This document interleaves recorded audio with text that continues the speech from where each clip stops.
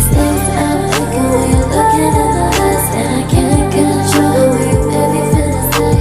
And now you know you got a hold on my mind. I don't wanna fight it, don't wanna fight. A few moments later. Hai semuanya, balik lagi sama aku Lolita. DMS.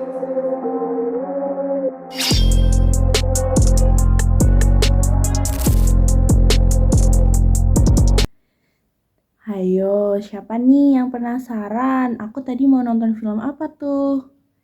Jadi, aku tadi mau nonton film Trolls di Netflix.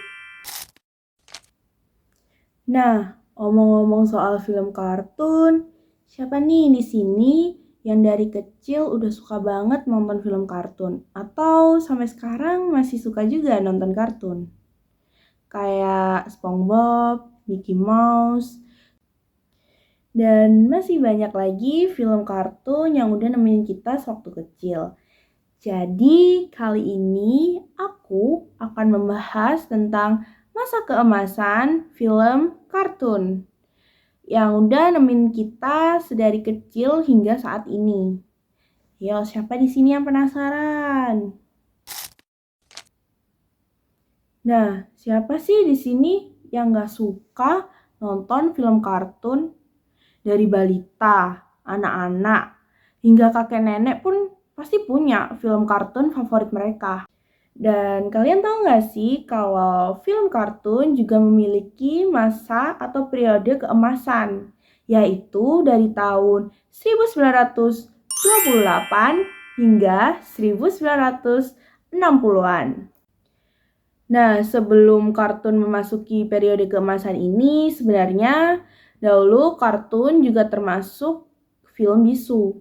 Seperti film Charlie Chaplin, kalian semua pasti tahu kan film Charlie Chaplin, yang gambarnya hanya gerak-gerak, lucu, tapi ya cuma ditemani musik gitu.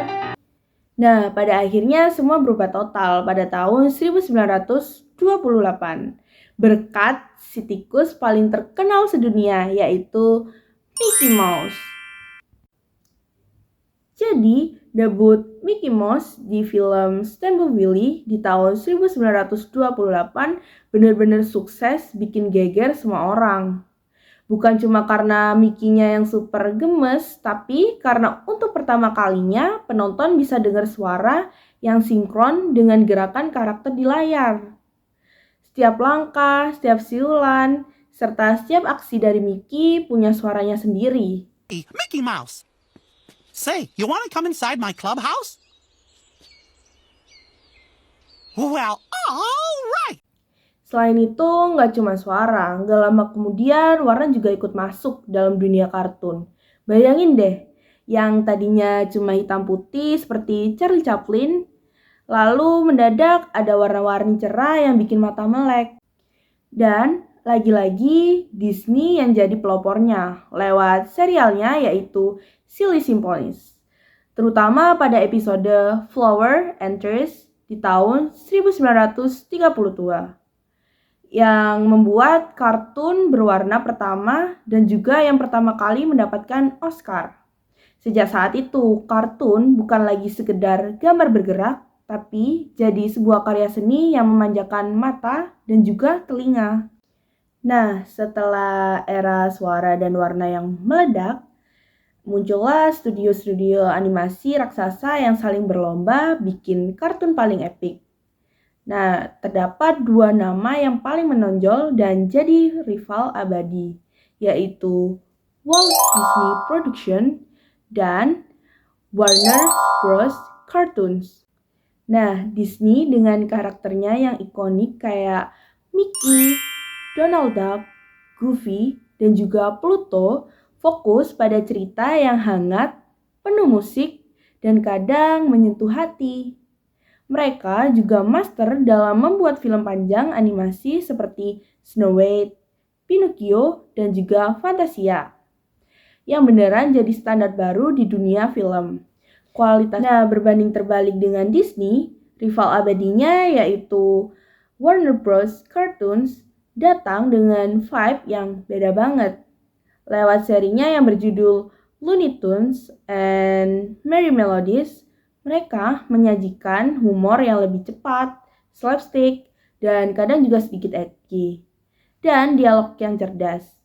Siapa sih yang gak kenal Bugs Bunny yang selalu bilang, "What's up, dog?" Atau Daffy Duck yang cerewet, serta Porky Pig yang gagap. Nah, jadi kalian tim mana nih? Tim Disney atau tim Warner Bros? Atau sama kayak aku yang bingung buat nentuin pilihan karena mereka berdua sama-sama punya daya tariknya masing-masing. Dan juga sama-sama berhasil bikin memori kecil aku penuh dengan kartun-kartun yang sudah mereka hasilkan atau mereka buat. Nah, untuk jawaban kalian langsung tulis saja ke kolom komentar ya. Sekarang aku akan lanjut jelasin pindahnya kartun ke ruang keluarga.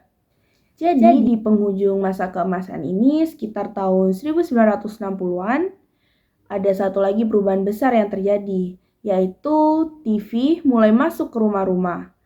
Nah, ini juga mengubah cara kita semua menikmati kartun. Yang tadinya kita harus pergi ke bioskop buat nonton kartun, sekarang kartun bisa langsung ditonton di ruang keluarga di setiap sore ataupun pagi hari. Banyak serial kartun klasik kayak The Flintstones, The Jetsons, atau bahkan episode lama Tom and Jerry serta Looney Tunes mulai ditayangkan di televisi. Ini jadi era di mana kartun jadi lebih mudah diakses dan jadi bagian tak terpisahkan dari rutinitas harian anak-anak.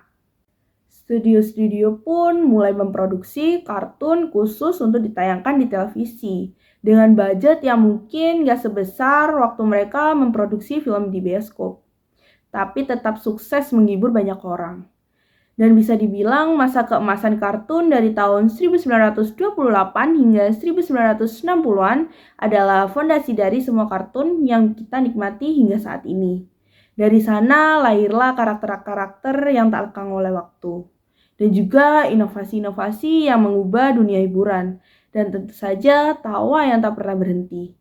Bikin kangen masa lalu ya. So, penjelasan untuk video kali ini sudah usai.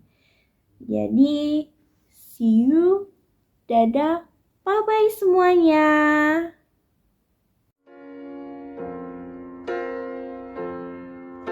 This is the end.